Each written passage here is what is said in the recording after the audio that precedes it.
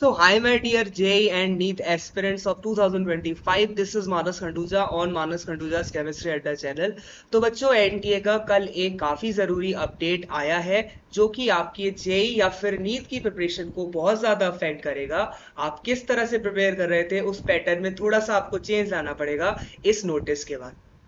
तो इस सेशन में मैं आपको बताऊंगा कि जेई के रिगार्डिंग क्या नोटिफिकेशन है और क्या यही सेम हमें नीट एग्जाम में देखने को भी मिलेगा, और अगर ऐसा होता है तो हम जो प्रिपरेशन कर रहे हैं उसमें हमें क्या चेंजेस लाने चाहिए और किस तरह से हम इस अफेक्ट को न्यूट्रलाइज कर सकते हैं अपनी प्रिपरेशन के तरीके में चेंज लाकर। तो स्टार्ट करते हैं। जेई के लिए जो नोटिस है उसको हम पढ़ते हैं। तो बच्चों आप सभी को पता है कि 2020 में कोविड की वेव आई थी और उसकी वजह से हमारा एजुकेशन सेक्टर सबसे ज्यादा अफेक्ट हुआ था, क्योंकि बच्चे क्लासेस में नहीं जा पा रहे थे। हम मोस्टली ऑफलाइन क्लासेस पे डिपेंड करते थे और उस वजह से एजुकेशन सेक्टर पे काफी ज्यादा असर आया था। तो जेई और नीट में थोड़ा सा रिलैक्सेशन मिला था। क्या रिलैक्सेशन प्रोवाइड करा था? जेई एनटीए के अंडर आया 2019 में, ठीक है। और तब आपका जो पैटर्न चेंज हुआ 2021 में, पैटर्न चेंज हुआ कि 25 की जगह 30 क्वेश्चन कर दिए गए, ठीक है, जिनमें से आपको लास्ट 10 में केवल 5 अटेम्प्ट करने होते थे, ठीक है। तो आपके पास चॉइस होती थी 30 में से 25 क्वेश्चन करने की। 10 क्वेश्चन होते थे जिसमें आपको 5 अटेम्प्ट करने होते थे। तो जेई में इस तरह से टोटल आपको 75 क्वेश्चंस करने होते थे और +4 की वेटेज के अकॉर्डिंग ये 300 मार्क्स का आपका पेपर बन जाता था। ओके, 75 अटेम्प्ट करने थे तो 75 इंटू 4 300 आपका रहता था। और परसेंटाइल वाइज आपको फिर आपका परसेंटाइल आता था और फिर अप्रैल और मई में रैंक आपको पता लग जाती थी। ये आपको कब प्रोवाइड कराया गया था? ये चॉइस आपको दी गई थी क्योंकि आपकी स्टडीज अफेक्ट करी थी 2020 और 2021 की कोविड वेव में। अब यूएन वर्ल्ड हेल्थ ऑर्गेनाइजेशन ने 5 मई 2023 को ये डिक्लेयर कर दिया अब कोविड खत्म हो गया है और ऐसा कुछ भी अब बचा नहीं है।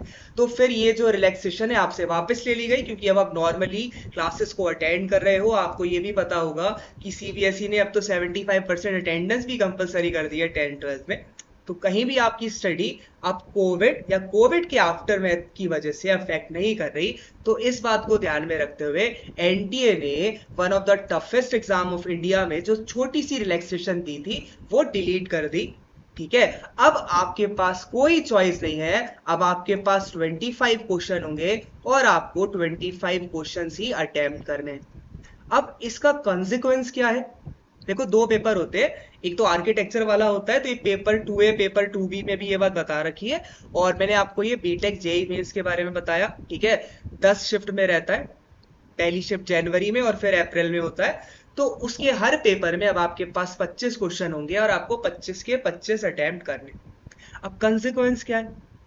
मान लो पहले क्या होता था, आपने एक आध चैप्टर छोड़ रखा है, जैसे आपने इक्विलिब्रियम सही से नहीं पढ़ा, आपने थर्मो सही से नहीं पढ़ा, और उसका क्वेश्चन आपका चॉइस में आ जाता, तो आप उसे छोड़ सकते थे। जेई मेंस में 30 क्वेश्चंस आने हैं, हर चैप्टर से एक क्वेश्चन आ सकता है, एक से ज्यादा बहुत मुश्किल रहेगा। केमिस्ट्री में भाई 24-25 चैप्टर्स हैं, तो ऐसा तो नहीं होगा चैप्टर से 2-2 क्वेश्चन आ जाए।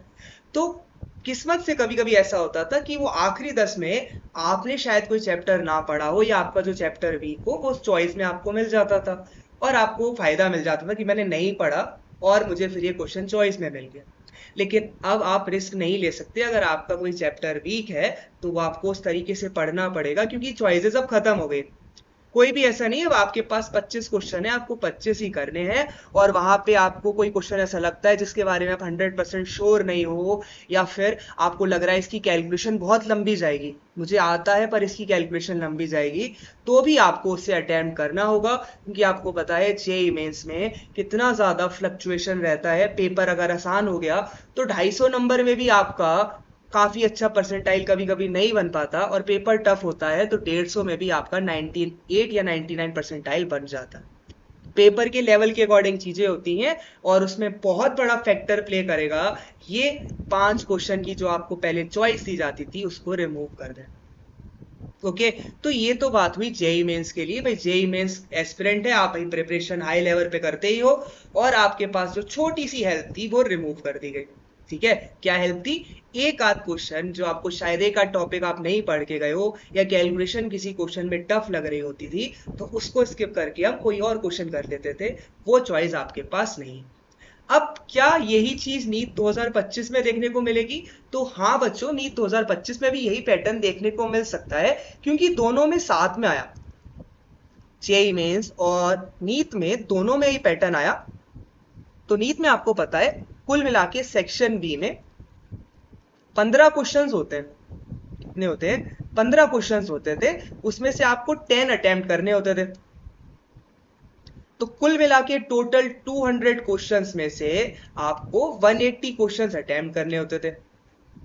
अब इससे फायदा क्या होता था बच्चों? जेई वालों को तो देखो 10 क्वेश्चन में चॉइस थी, पर आपके लिए तो काफी ज्यादा चॉइसेस थी। आपके पास 15 क्वेश्चन में से केवल 10 क्वेश्चन अटेम्प्ट करने होते थे। तो जे नीट में देखो आपको इतने सारे क्वेश्चंस करने हैं, तो डेफिनेटली एक आध क्वेश्चन केमिस्ट्री का, फिजिक्स का ऐसा रहता है जिसकी कैलकुलेशन बहुत लंबी जा रही है, तो उसकी जगह हम कुछ और कर ले, क्योंकि हमें तो कम समय में ज्यादा क्वेश्चन करने हैं। तो ये चॉइस बहुत ज्यादा हेल्प करती थी। फिजिकल के बहुत से न्यूमेरिकल ऐसे होते थे, एक्टिवेशन एनर्जी वाले, या फिर आपका डेल्टा जी वाले, या हम बात करें इलेक्ट्रोकेमिस्ट्री के नर्स इक्वेशन वाले, जिनमें कैलकुलेशन बहुत ज्यादा है। सेम बोहर मॉडल का अगर एटॉमिक स्ट्रक्चर का क्वेश्चन आता है फिजिक्स में, तो उसमें भी कैलकुलेशन ज्यादा है। तो बच्चे उसके कंपैरेटिवली कोई इनऑर्गेनिक का क्वेश्चन कर लेते थे, या फिर ऑर्गेनिक का कोई उन्हें श्योर है कि ये रिएक्शन का ये प्रोडक्ट होगा, तो फिजिकल के कंपैरिजन में वो उस टॉपिक को कर लेते थे। क्यों करते थे? क्योंकि समय की बात है, आता उन्हें दोनों क्वेश्चन है, पर उनको ये लगता था कि मैं फिजिक्स में कैलकुलेशन, फिजिकल केमिस्ट्री का कैलकुलेशन बेस्ड इतना टाइम वेस्ट करूंगा, थोड़ा लंबा जाएगा, और दोनों से +4 मिलने हैं, तो मैं इनऑर्गेनिक या फिर ऑर्गेनिक का डायरेक्टली कर सकता हूँ। पर अगर यही चीज आती है, जो कि आनी भी चाहिए, जेईई नीट में ये सब चीजें सेम टाइम पर आई थी, तो सेम टाइम पर जानी भी चाहिए। तो नीट में अगर आपका ये पैटर्न रिमूव होता है, तो अब आपके पास फिर 45 क्वेश्चन होंगे ईच सब्जेक्ट में। बायोलॉजी में 2 होते हैं तो 90 रहते हैं, तो 45 क्वेश्चन होंगे नीट में हर सब्जेक्ट के, और आपको 45 ही अटेम्प्ट करने होंगे। ठीक है, तो कुल मिला के आपके पास टोटल कितने होंगे? टोटल 180 क्वेश्चन, और 180 ही आपको अटेम्प्ट करने होंगे, जिससे आपका वेटेज आ जाएगा 720 मार्क्स का। अब आपको ये भी पता है कि भाई 720 में से अगर आप कोशिश कर रहे हो गवर्नमेंट मेडिकल कॉलेज के लिए, तो आपको कितने नंबर चाहिए? अगर आप जनरल हो चाहे ओबीसी हो, दोनों केसेस में आपका 670 मार्क्स सेफ स्कोर रहेगा नीट 2025 के लिए। तो बहुत ज्यादा हेल्प करता था ये 15 क्वेश्चन में चॉइस वाली चीज। कोई कोई चैप्टर अगर बच्चे ने अच्छे से नहीं पढ़ा है तो वो छोड़ देता था। ठीक है ना, मैं जानता हूँ बहुत बड़ा सिलेबस है, एक आध चैप्टर थोड़ा बहुत वीक रह जाता है। जैसे पी ब्लॉक है, नहीं श्योर है कि भाई यार ये ब्लीचिंग एजेंट है या नहीं, या ये इसका यूजेस कंफर्म है या नहीं, या ये ऑक्सो एसिड का ये स्ट्रक्चर होता है नहीं, तो हम उसकी जगह पर कुछ और कर लेते थे। पर ऐसी चॉइसेस आपके पास मोस्ट प्रोबेबली नहीं होंगी। नीट का जो फॉर्म है वो दिसंबर तक आएगा आपका, दिसंबर जैन में, और उसी के अकॉर्डिंग पैटर्न तो अभी यही है। और दूसरी चीज, सिलेबस भी आपका दिसंबर जैन के अराउंड आ जाता है, तो आप प्रिपरेशन अपनी अच्छे से करो। अब कोई भी चैप्टर को आप हल्के में नहीं ले सकते, क्योंकि जो चॉइस वाली चीज थी वो आपके पास से रिमूव हो गई है, और सेफ स्कोर आपका 670 है। और अगर आप एम्स दिल्ली को टारगेट कर रहे हो, तो फिर भैया अगर आप जनरल हो तो आपको पूरे ही नंबर चाहिए होंगे 720। ठीक है ना, 720 716 ही उसकी क्लोजिंग रैंक रही है। ठीक है ना, 716 715 नंबर तक। ओके, तो आप 720 को टारगेट करोगे तो आपके 715 तक आएंगे। तो उस तरह से आपको मेहनत करनी पड़ेगी एम्स दिल्ली के लिए। तो आपको 100% रिजल्ट कोशिश ही करनी चाहिए। नेक्स्ट ईयर ना जाने कितने टॉपर हो, एक साल 67 थे, फिर बोनस क्वेश्चन रिमूव करा 17 हो गए, बट हो सकता है नेक्स्ट ईयर टॉपर्स 45 या 50 हो।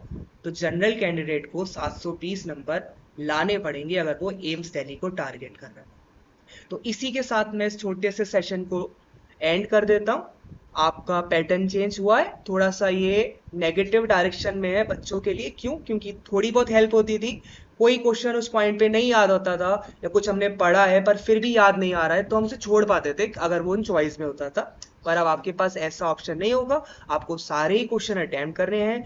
जेईई मेंस में 25 पर सेक्शन यानी 75 क्वेश्चन, और अगर नीट में सेम पैटर्न रहता है तो 45 45 45 45, that's 180 question, 720 marks total. Okay, so all the best. इस चैनल से आप जरूर सब्सक्राइब करें, क्योंकि नीट काउंसलिंग, नीट की केमिस्ट्री और जेई के रिगार्डिंग भी मैं पीवाईक्यू सीरीज स्टार्ट कर दूंगा, तो आप जरूर ज्वाइन करें। मैं दोनों ही एग्जाम में आपकी हेल्प करूंगा, जो जेई एस्पिरेंट्स हैं उनकी भी और जो नीट एस्पिरेंट्स हैं उनकी भी।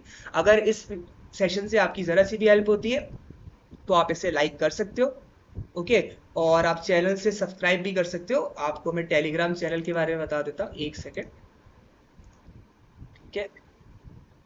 तो आप टेलीग्राम चैनल को ज्वाइन कर सकते हो, वहां मैं रेगुलर अपडेट देता रहता हूँ। और अगर इस सेशन से आपकी जरा सी भी हेल्प हो तो लाइक और कमेंट्स में बताएं आप इस डिसीजन से खुश है या फिर ये आपके लिए थोड़ा बहुत बुरी खबर है, ओके।